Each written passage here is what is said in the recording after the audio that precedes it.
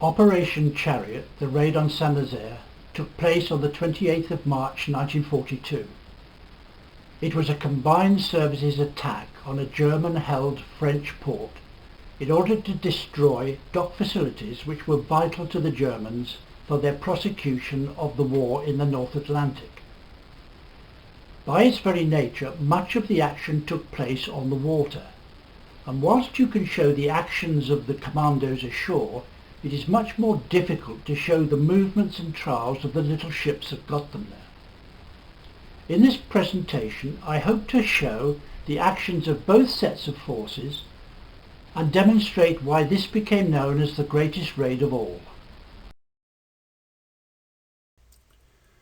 First, a question. Why Saint-Nazaire? On Empire Day, Saturday the 24th of May 1941, after a brief action south of the Denmark Straits, HMS Hood, the pride of the Royal Navy, had been sunk by the Bismarck. Of Hood's complement of 1,419 men, only 3 were to survive. After a chase across the great wastes of the North Atlantic, Bismarck had in her turn been sent to the bottom.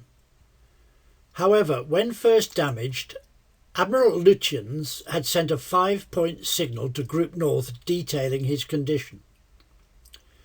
The 5th point was, intend to run into Saint-Nazaire, for the Normandie dock at Saint-Nazaire was the only one on the western seaboard of Hitler's Fortress Europe that could accommodate the huge German capital ships, and that included the Tirpitz. And so was launched Operation Chariot, the raid on Saint-Nazaire, which took place on the 28th of March 1942.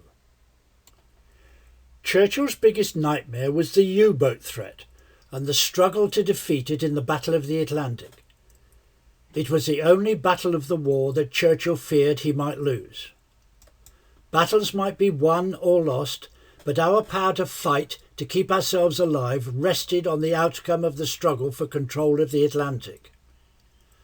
Although the Bismarck had been sunk, there was still the threat of the Tirpitz. And so, on the 25th of January 1942, Churchill sent a minute to the Chiefs of Staff. No other target is comparable to it. The whole strategy of the war turns at this period on this ship, which is holding 4 times the number of British capital ships paralysed.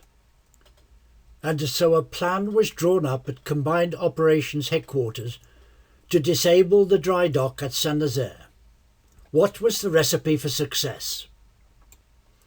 Take one ex-US destroyer, HMS Campbelltown, formerly the USS Buchanan and one of the 50 destroyers transferred from America to Great Britain in 1940, render it down to look like a German Merva-class destroyer. 2 of the funnels were removed and the remaining 2 raked back. Much of the superstructure was removed to reduce the draft, and 8 Oerlikons were mounted on deck. Secrete 3 tons of explosive in the bows in the form of 24 Mark 7 depth charges, and add 16 Fairmile B motor launches, 1 Fairmile C motor gunboat, and 1 Vosper motor torpedo boat. Stir in the personnel. The crew of the Campbelltown had been reduced to a bare minimum of 76. The ship, after all, was not coming back. The crews of the motor launches varied between 14 and 18 and were mainly Royal Navy Volunteer Reserve Coastal Forces, who carried out no special training for the raid. Deck petrol tanks had been added to increase their range for the return journey, and these were to prove an extreme fire hazard, as we shall see. Troops were drawn from 8 different commandos and totalled 264 men. They had been trained in 3 separate roles. Firstly, assault in parties of 12 to silence the defences. Secondly, demolition to lay the charges. And thirdly, protection to cover the demolitionists while they worked, and who, because of their weight of their explosives, could only carry pistols for personal protection. These latter 2 groups were in small parties, Newman called them Boy Scout parties, normally consisting of an officer and 4 other ranks in each role for each target. There would be 2 or 3 parties on each launch. And there was the crew of MTB-74, numbering 10 all ranks. The torpedo tubes had been mounted on the forecastle, and the craft had been given specific tasks. Simmer for 34 hours, the time it took for the force to reach Saint-Nazaire. They left in the afternoon of the 26th of March. This was a day earlier than planned, but the force was ready. Ryder was obsessed with security, and there was a persistent rumour of a spy in Falmouth. The sea was flat calm with a slight mist which suited their purpose admirably, but there were various incidents en route which impeded their progress. At point 1, U-593 was sighted. Ryder dispatched Tyndale to sink it, but she opened fire too early and the U-boat dived. Almost immediately it came to the surface before diving again. Tyndale eventually rejoined the force, and Ryder set a course which made it appear their destination was Gibraltar, which successfully misled U-593.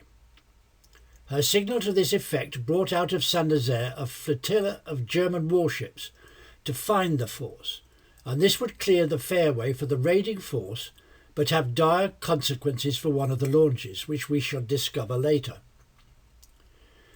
U-593 had been operating off Liverpool and was returning to Saint-Nazaire for repairs. It was unable to trim itself except by the crew running from one end to the other, which explained its sudden bobbing to the surface. Ironically, in later operations in the Mediterranean, it was to sink HMS Tyndale. At point 2, French fishing boats were sighted, and Ryder had already decided in the event of such an encounter he would sink them. After sinking 2 and taking the crews on board HMS Atherstone, being assured there were no German agents on the fishing boats, he spared the rest, and the French fishermen were taken to England, where they joined the Free French forces. At point 3, ML341 developed engine trouble and had to transfer her commandos to the spare launch ML446. This had a significant effect on the raid, for although 446 caught up, she was now out of position at the tail of the force, and her troops were detailed to be the first ashore and silence the defences. At point 4, HM submarine Sturgeon was sighted. She had been detailed to act as a navigation beacon, and the commandos were most moved to see her seaward shining red light beckoning them towards Saint-Nazaire from the wastes of the ocean. Bring to the boil and serve hot in Saint-Nazaire. Return to the Old Mole and savour on the return to England. While at sea, the fuses in Campbelltown had been set to explode the charge after 8 hours, which would be about 07:30 on the 28th of March. In order to keep the force free from interference, the RAF flew several sorties across the Bay of Biscay. It was well known that U-boat commanders would not surface while planes were overhead. From 2100 on the 26th of March, 4 Whitleys from St Evell would patrol the bay, while a 5th, taking off at 23:30, would fly almost to the Spanish territorial waters. The patrols would be flown again the following day, augmented by 4 short Sunderland flying boats from RAF Mountbatten. At sea, the force had adopted a broad arrowhead formation to appear to be a minesweeping force, but for the final approach formed 2 lines of motor launches, preceded by the command vessel MGB 314 with Ryder and Newman and their headquarters, 2 torpedo-carrying motor launches with no commandos, and HMS Campbelltown. The starboard column was to land their troops at the old entrance, and the port column to land theirs at the Old Mole. Bringing up the rear in MTB 74 was Mickey Wynne, having been towed most of the way by Campbelltown, and now, when cast free, keeping up by a series of leaps and bounds.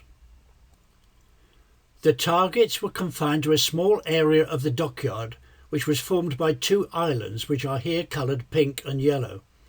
The whole area is approximately 1600 by 400 yards. There are 4 bridges, B, D, G and M, 2 caissons, north and south ends of the dry dock, and 3 landing sites, the Old Mole, Old Entrance and Southern Caisson. The plan was to isolate the area of operations by blowing the bridges and locks in the southern entrance, blowing Bridge M, and destroying the 2 caissons of the dry dock. The dockyard would then be isolated from the town. Bridge G was to be held while the demolitions were carried out around the dry dock, and the men would then retire over it to Newman's headquarters. Bridge G would then be blown when all the survivors were across, and they were then to collect in an area close to the Old Mole and re-embark on the motor launches who had been waiting in the estuary. The reality was to be much different. The need to isolate the dockyard in this way will become apparent when we see the forces available for counterattack by the Germans. Let us now look at the targets in more detail. As we have seen, the parties for the Group 1 targets to land at the Old Mole are in the port column of motor launches. The targets were the gun position on the Old Mole and another just inland of it. These were never completely silenced and caused much damage, covering as they did the whole area of the landings between the Old Mole and the Southern Caisson. 2 gun positions on the East Jetty. These were the targets of the parties in ML 341 that had broken down at sea, and as they were now out of position, the guns were not silenced. The power station. This was an important target as it provided the power for driving all the lock gates, bridges and machinery in the dockyard, including the caissons and the pump house. The lock gates and swing bridge in the southern entrance, the central lock gates in the southern entrance, and the lock gates and bridge D. The parties to attack the Group 2 targets were in the launches in the starboard column. Their targets were 2 gun positions on the shoreline between the Old Entrance and the Old Mole. They were visited by commandos but found to be unmanned. Any vessels in the Normandie dock. The dock was dry on the night and there were 2 tankers undergoing repairs. Bridge M and 2 flat towers close by, and to hold and prepare Bridge G for demolition. All the parties for the Group 3 targets were carried in Campbelltown, both on deck, where it was a bit lively, and below. The targets were to silence a gun hard by the caisson, and hopefully to set fire to the oil storage tanks using tar babies thrown down the ventilators, but this was not successful. Then to form a bridgehead at the caisson. These were the only targets outside the dockyard. The southern caisson, which was expected to be blown by Campbelltown, but other charges were placed in case she failed to explode. The southern winding hut. This drew the caisson in and out.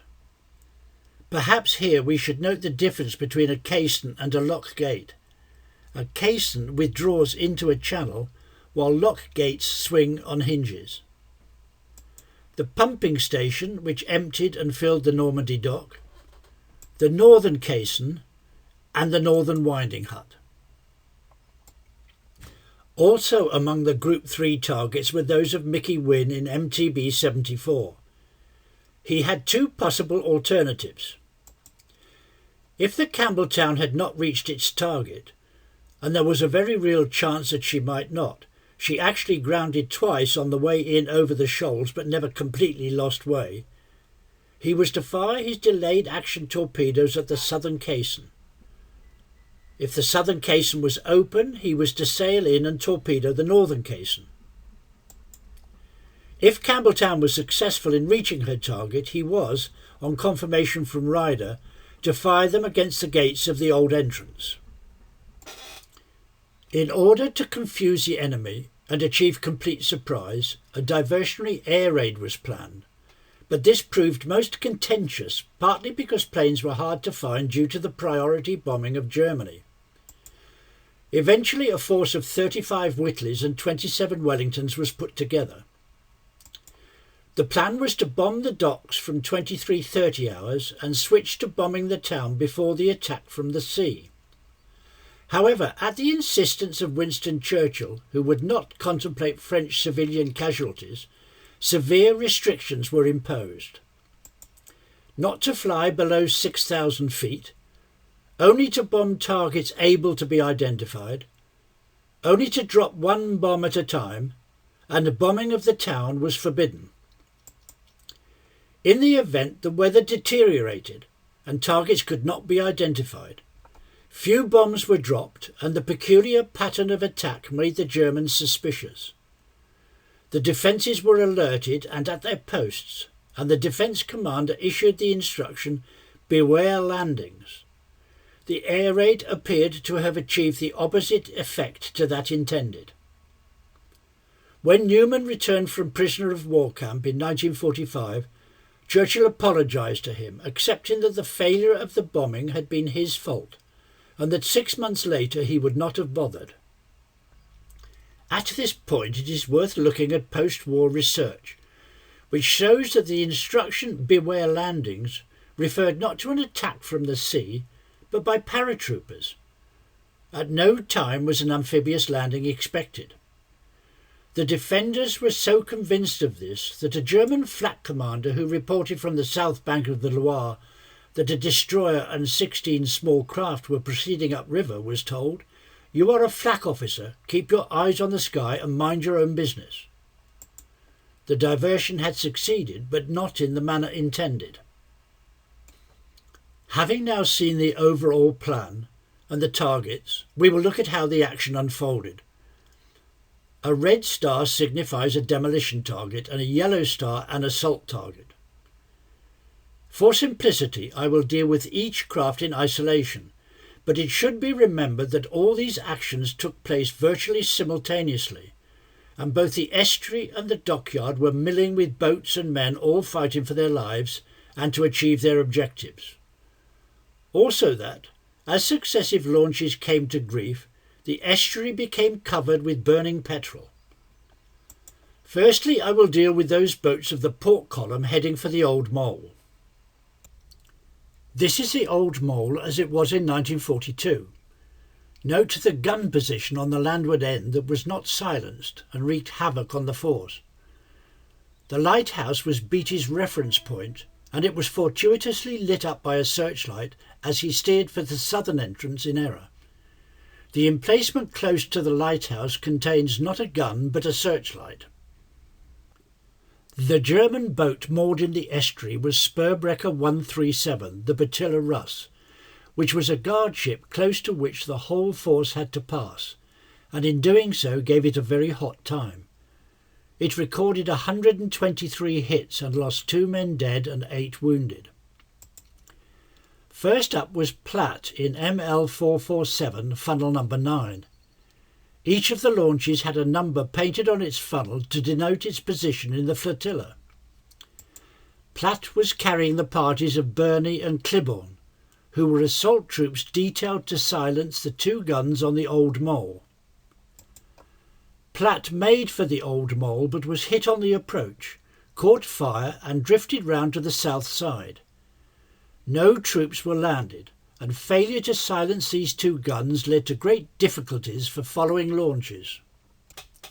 Following Platt should have been Brialt in ML341, funnel number 10, but as we have seen, his port engine had become unserviceable at sea, and he had transferred his troops to Falconer in the spare launch 446. This resulted in them losing their place in the battle order, and their failure to silence their targets meant that the demolition troops had to go in with the defences still manned. The launch successfully returned to Falmouth. Coming up astern was Collier in ML457, funnel number 11, and he had closed the gap left by Brialt. He was carrying Walton's demolition party and Watson's protection party, and their targets were the North Lock Gate in the southern entrance and Bridge D. He was also carrying the demolition control party of Pritchard and his 4 corporals. Captain Bill Pritchard, an officer in the Royal Engineers, had won a military cross for the demolition of a bridge under fire during the withdrawal to Dunkirk. The son of the dockyard superintendent at Cardiff, he had been given the task of planning the destruction of our own docks in the event of a German invasion, and was given at random a set of dockyard plans with which to work. These were, by strange chance, those of Saint-Nazaire. Successfully making the Old Mole, Collier landed the commandos and, promising faithfully to come back for them, drew out into midstream, where he sailed around the estuary until it was time to return. But on reapproaching the Mole, he was hit and drifted downstream on fire.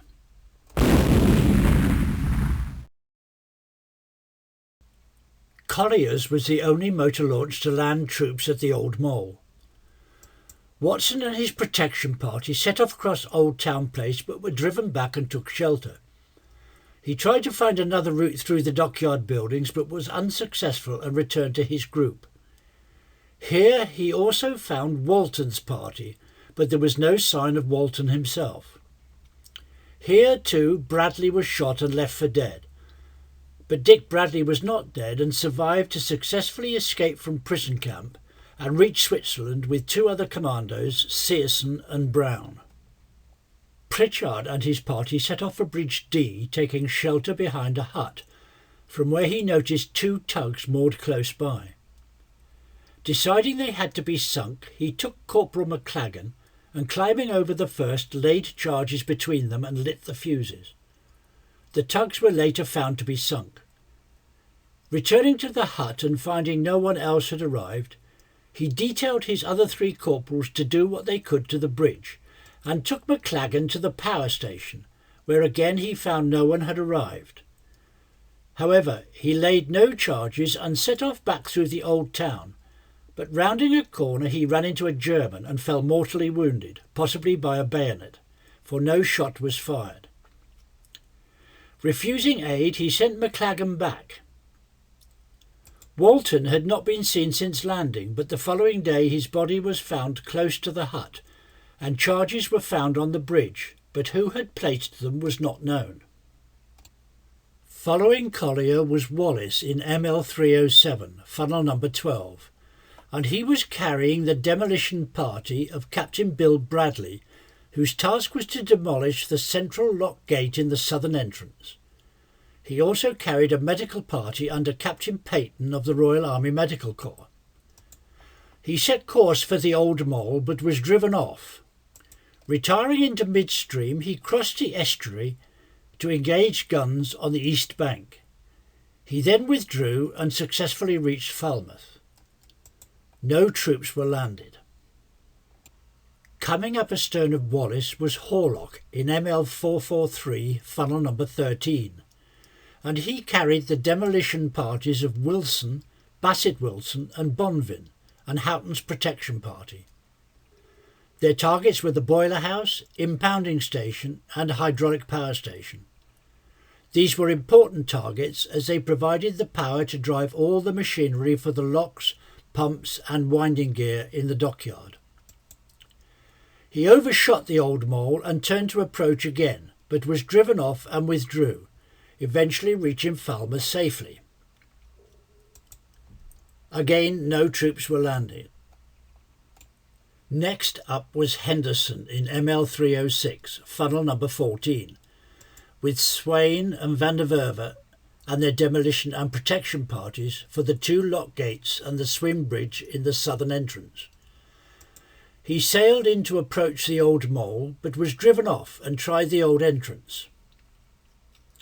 He was driven off again and withdrew downriver to the rendezvous to await the destroyers, but he was early and stumbled into a German flotilla. As with so many others, no troops were landed. If you cast your mind back to the earlier encounter with the U-boat, we will now see the fatal consequences. U-593 had reported to Nazaire that it had seen a mine-laying force retiring towards Gibraltar, and 5 German destroyers were dispatched to hunt for them. 45 miles out to sea, returning in line astern to Nazaire, having been told of the landings there, they were seen by ML306, who cut its engines while all aboard held their breath. 4 of the destroyers passed by, but they were seen by the third in line, the Jaguar, which turned to investigate. Henderson ordered slow ahead together, and the Jaguar circled and tried to ram. The motor launch bounced away and set off on a southwesterly course. Meanwhile, Jaguar circled again and came alongside, and Captain Lieutenant Paul, the commanding officer, called on the motor launch to surrender. He was answered by a burst from Durrant, manning the twin Lewis gun, which shattered the glass on Jaguar's bridge, narrowly missing the captain.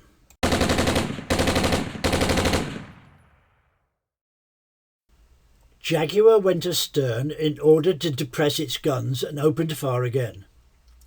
With Henderson and Dark out of action, Swain, now the only officer left unwounded, called out, "I'm afraid we can't go on." The Jaguar now came back alongside and took the crew and commandos aboard, treating them with great care and respect, and towed the damaged launch back to Nazaire. Thus did Sergeant Tom Durrant of the Royal Engineers and 1 Commando become the only soldier to win a Victoria Cross in a naval engagement. It was also unusual in that it was awarded on the recommendation of a German officer, Captain Lieutenant Paul, having called on Colonel Newman in prison camp in Rennes to bring to his attention the gallant action of one of your soldiers, as, he said, you may want to recommend him for a high award.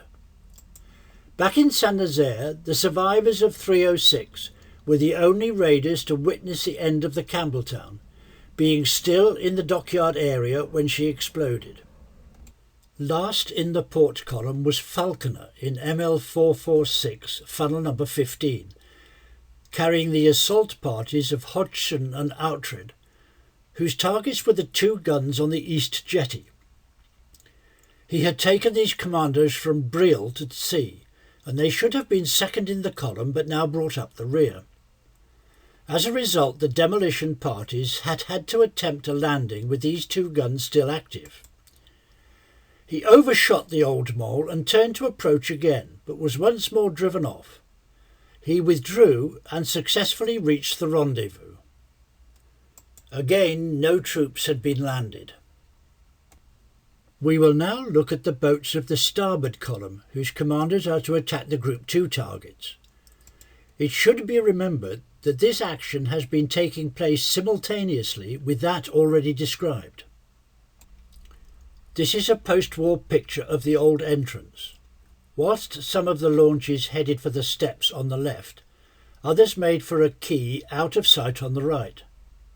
The enormous bunker was built on Hitler's orders as a result of the raid, to provide a bomb-proof lock with which to access the U-boat pens. Leading the starboard column was Stevens in ML192, funnel number 1. He had aboard the assault parties of Byrne and Peyton, who were to attack targets close to Bridge M. Placed where he was in the flotilla, he found himself fielding shots at Mr. Campbelltown astern, and he took 2 hits, one of them in the engine room.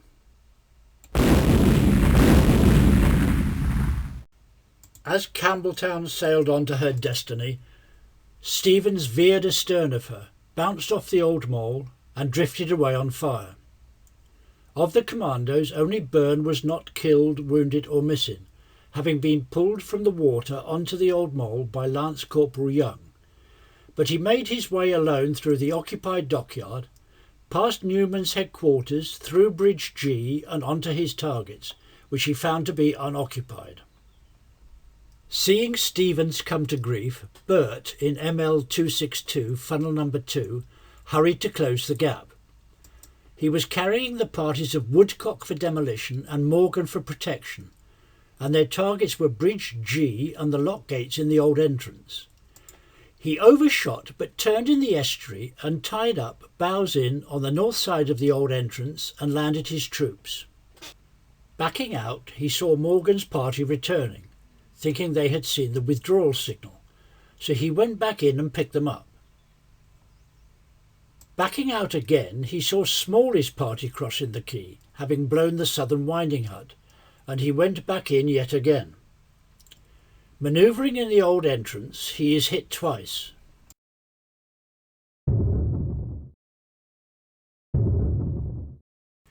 Having set off downstream, he stopped to assist Collier, but was immediately hit 3 times.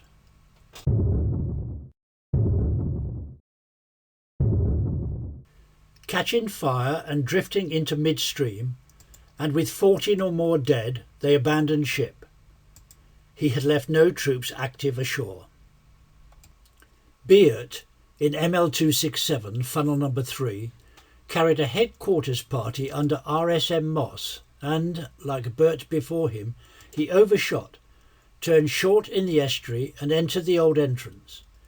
He landed his troops, but they were repulsed and re-embarked. Backing out, he was hit in the old entrance and drifted away on fire.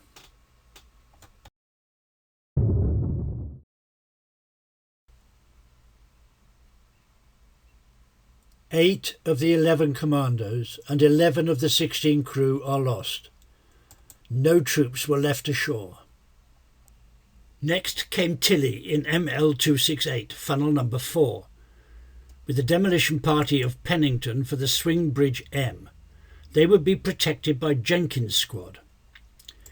Tilly made straight for the old entrance, but was hit as he went in and blew up. 15 out of 17 commandos and 8 of the 15 crew are lost.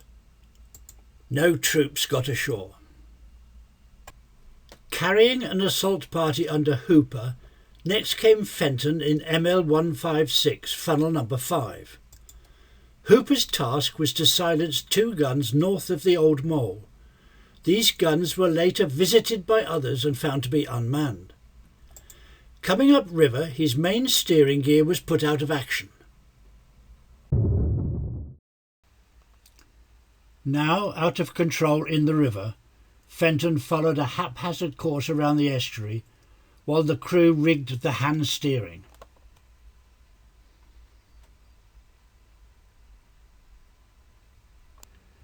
He then withdrew and made the rendezvous, where the launch was scuttled. Again, no troops have been landed. ML177, funnel number 6, under the command of Rodier, was carrying an assault party under Troop Sergeant Major Haynes to attack any ships in the dry dock and to act as headquarters reserve. Like others before him, he overshot but turned and made the south side of the old entrance, where he landed his troops. Withdrawing, he took 30 surviving crew members from HMS Campbelltown and made best speed for home, but was shot up in the estuary and sank.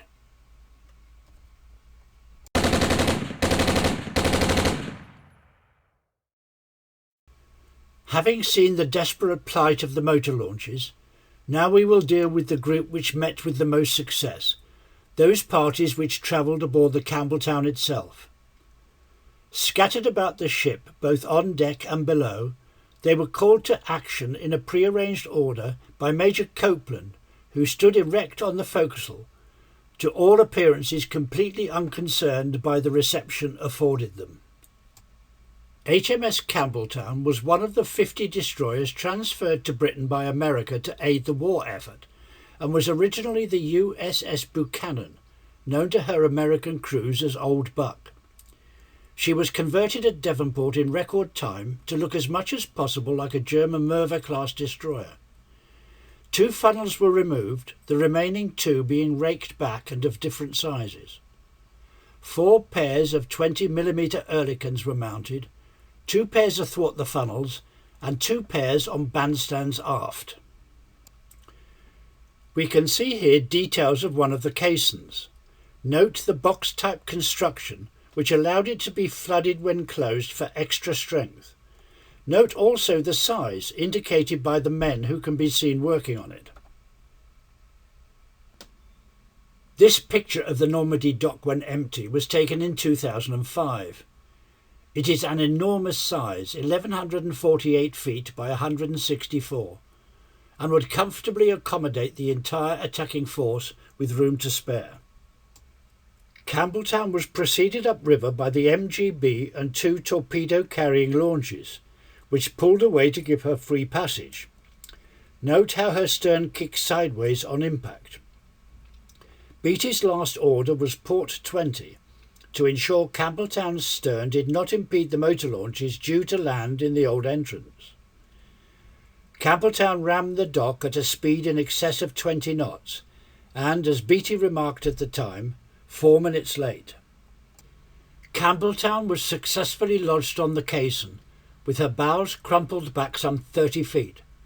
Scuttling charges were fired to cause her to sink at the stern. Note the height of the forecastle above the caisson, requiring the commandos to descend some 12 feet to the surface. Note also the amount of damage the ship has sustained on the approach. The forward gun, behind which rests the demolition charge, was dredged from the water after the war and is now displayed in Nazaire. All the commandos aboard the Campbelltown were scheduled to attack targets associated with the Normandie dock, and were in their groups on and below deck, braced to withstand the impact and ready to be called forward in order.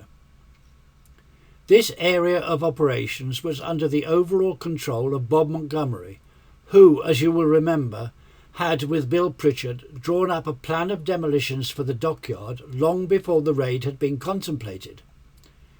He carried spare charges and roamed the dock area, giving aid and encouragement, which turned out particularly useful when Chant found the pumping station door locked.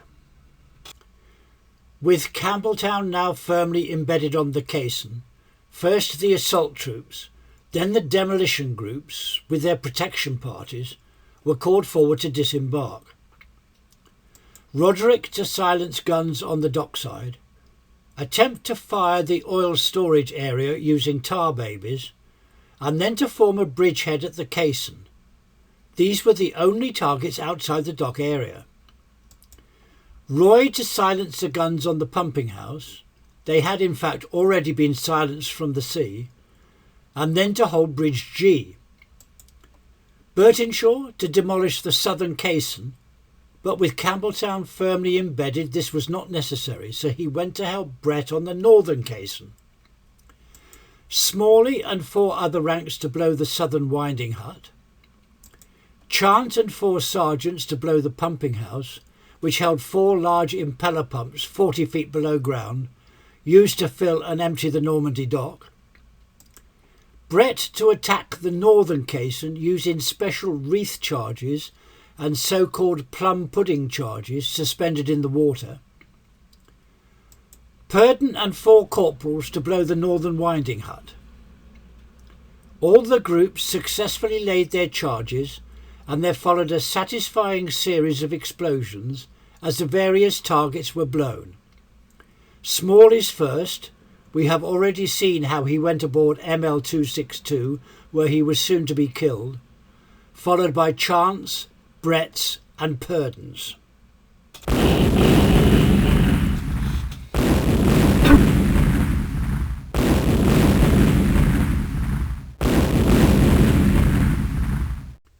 MGB 314 was commanded by Lieutenant Dunstan Curtis and carried the force commanders and their respective headquarters. Commander Robert Ryder was an experienced officer who wore the rare white ribbon of the Polar Medal.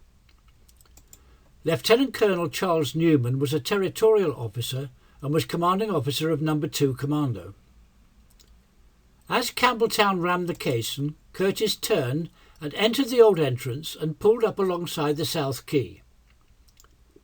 Newman's headquarters was to be on the corner of the dockyard buildings, and Newman and his staff shot off up the steps to the chosen building, but had to eject some Germans first. Curtis then took the gunboat across to the north side of the old entrance, and Ryder went ashore to check the situation of Campbelltown. Meanwhile, Irwin and Boyd had gone upstream to carry out their tasks. Also part of Group 3 was Wynne in MTB 74. Mickey Wynne was a daredevil young officer with an obsession to sink the Scharnhorst, for which task his MTB had been specially adapted. When Scharnhorst escaped up the channel, he was out of a job, but Ryder took him to St Nazaire on the basis that his peculiar craft, known as Wynne's Weapons and as eccentric as his captain, could be useful. It could do up to 6 knots and more than 40, but nothing in between. Towed to the Loire by Campbelltown, when cast free it kept up by a series of leaps and bounds and contrived to arrive in the right position at the right time. Wynne made straight into the old entrance and tied up alongside MGB 314 while Ryder was on shore. As Campbelltown had been successful, Ryder on his return instructed Wynne to torpedo the old entrance lock gates and to return to take off Campbelltown survivors from the MGB. Here you can see the lock gates which were Wynne's target.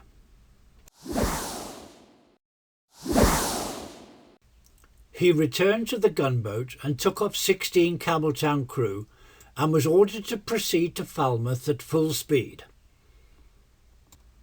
Making off downriver at 44 knots, when 6 miles out he saw a Carley raft with 2 men on it. Against orders he stopped, as at that speed he would have washed them off to their deaths. Stopping on a sixpence, he pulled up alongside and was immediately picked out by a searchlight and hit by a heavy shell.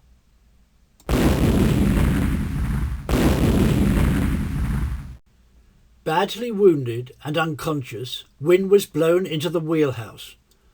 With an eye hanging out and fingers missing, he was rescued by Bill Lovegrove, who swam with him to a Carley raft.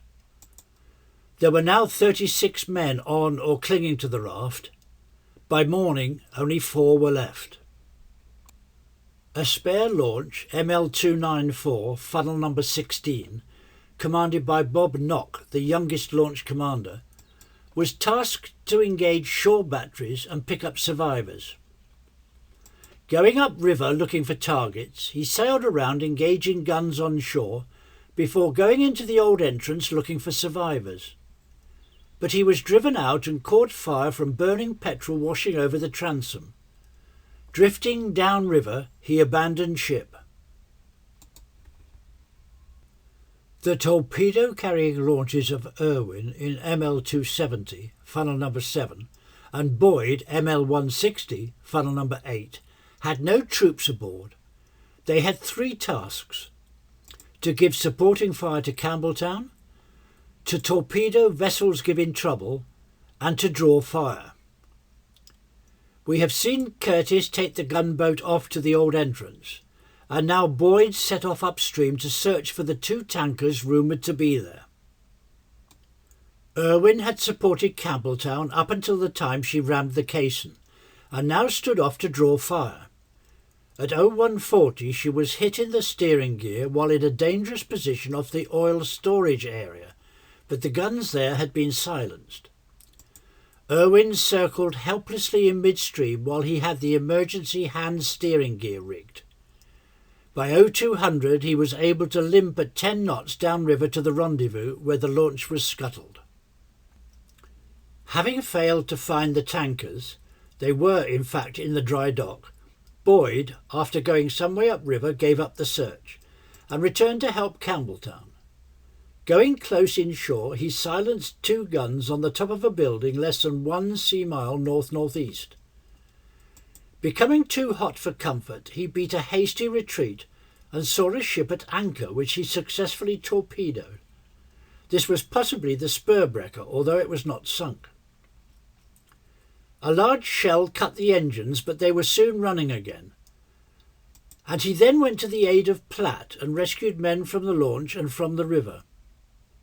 Hit several times again, he finally left the estuary and made Falmouth.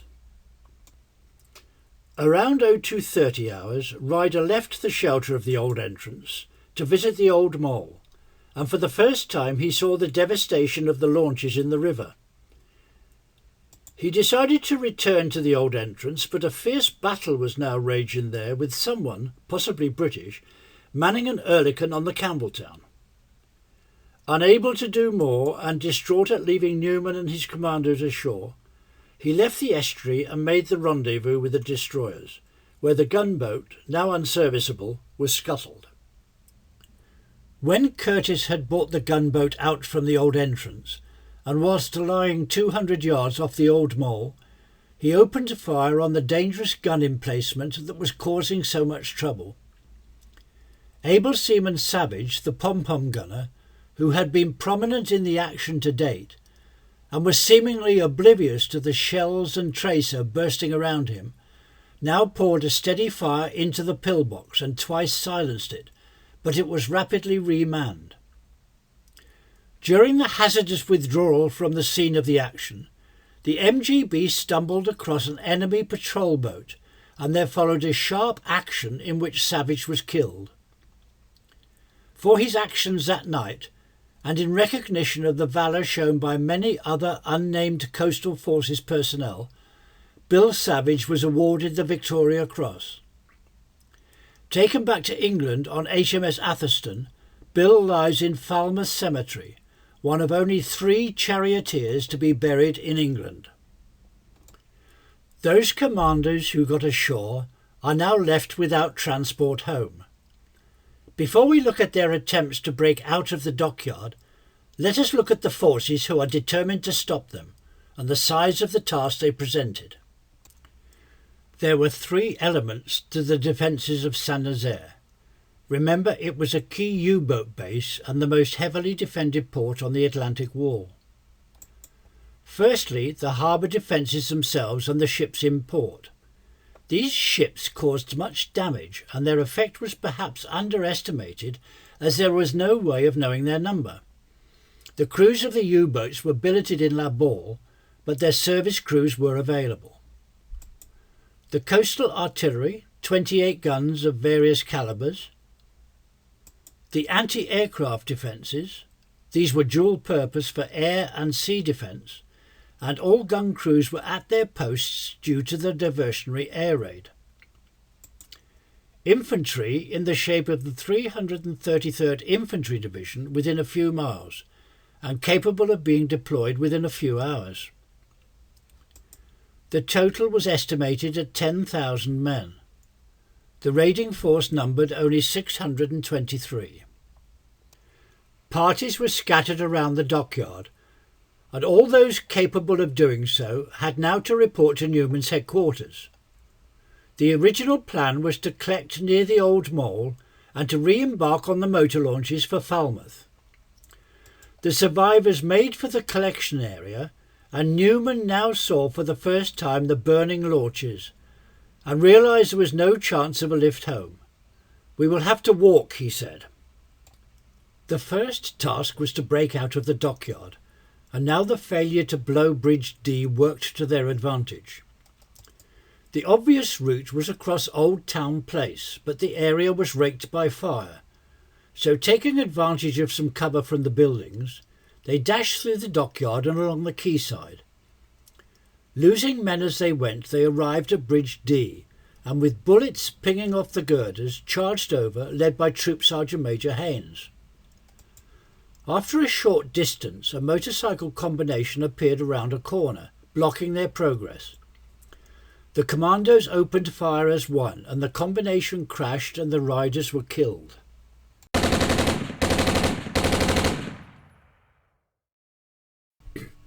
The party dashed on, but their way was then blocked by an armoured car, and they dispersed down the side streets.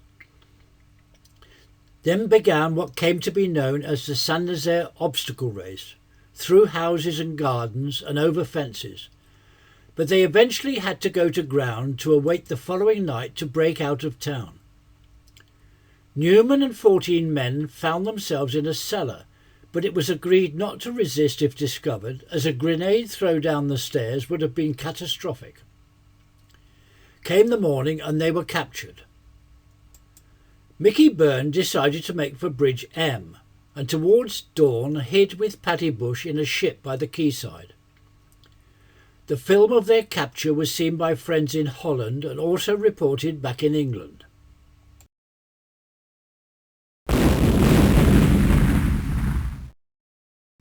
Campbelltown exploded at 10:35 a.m. The bows were blown off and the remainder was swept into the dock. The two tankers in the dock were washed against the northern caisson but did not sink.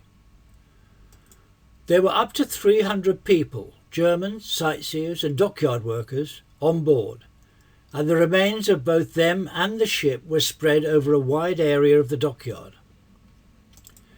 Beatty was being interrogated at the time and was being told it was really useless to try to smash it, the caisson, with a flimsy destroyer. At that moment there was a huge explosion. The windows came in and the room shook. Indeed, the whole town shook. Beatty replied, "That, I hope, is the proof that we did not underestimate the strength of the gate." Meanwhile, out at sea, as Ryder went aboard Atherstone for the trip home, her commanding officer, Robin Jenks, who had heard pessimistic reports from those who had failed to get ashore, said, "I am sorry it was a failure, sir." Ryder replied, "Well, I personally saw Campbelltown firmly wedged in the lock gates and her fuses fired, objective number 1. I was nearly killed by a piece of masonry from the pumping station blown up by the commandos, objective number 2. I saw Wynne fire his torpedoes at the foot of the old lock gates, objective number 3. I don't see why you should call that a failure." The Normandie dock was out of action for 6 years, and the Tirpitz never ventured into the Atlantic.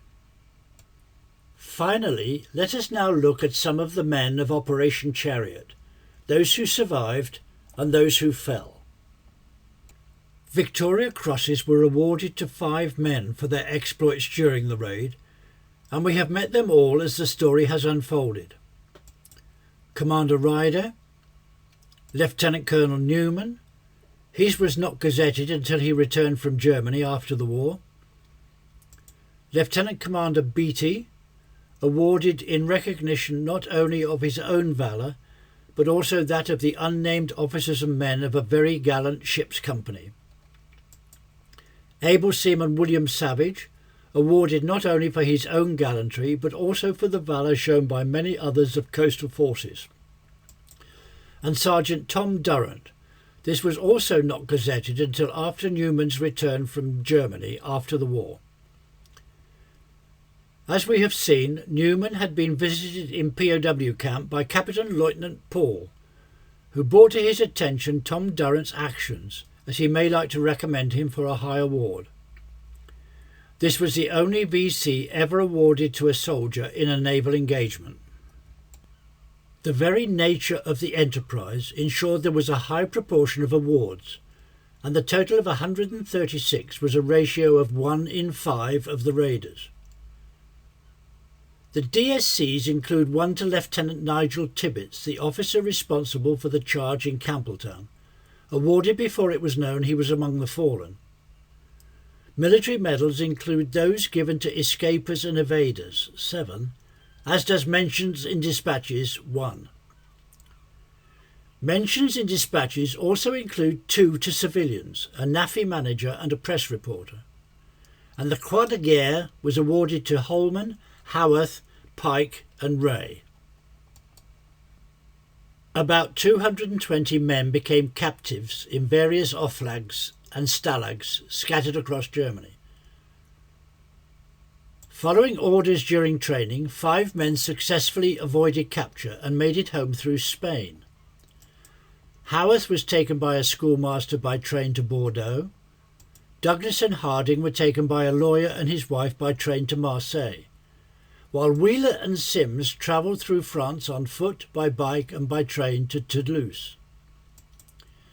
4 escaped from captivity. Bradley, Brown and Searson, after several attempts between them, finally crossed Germany and reached Switzerland, as did Billy Stevens after escaping from Colditz. 6 charioteers gravitated to Colditz. They were Lieutenant Commander Billy Stevens, who made a home run in the same escape as Pat Reed, Captain Mickey Byrne, who was probably the only inmate not there for trying to escape, Lieutenant Corin Purden and Lieutenant Dick Morgan, who had attempted to escape together from Spangenberg, Sub-Lieutenant Mickey Wynne, RNVR, he was eventually repatriated on medical grounds, and Sergeant Steele, who actually volunteered for Colditz by agreeing to swap places with a naval officer thither bound, a ruse which was soon tumbled. The cost in human life was enormous, 169, more than a quarter of the raiding force. The majority of burials are in Escoublac-la-Baule Cemetery, pictured here, but others are in cemeteries down the coast where they were washed ashore. 3 are in England. 2/3 of the fallen have no known grave, indicative of the number of losses that took place in the river estuary. They are commemorated on various naval memorials at home and abroad, and on the Army Memorial at Brookwood. 9 aircrew were lost flying in support of the operation. 7 have known graves and 2 are commemorated at Runnymede. The object of the raid had been to deny the Atlantic to the Tirpitz. 1,400 lives had been lost on the Hood, and if the raid on Saint-Nazaire prevented another such disaster, in the harsh accountancy of war the losses were small price to pay. With every good reason, Operation Chariot became known as the greatest raid of all.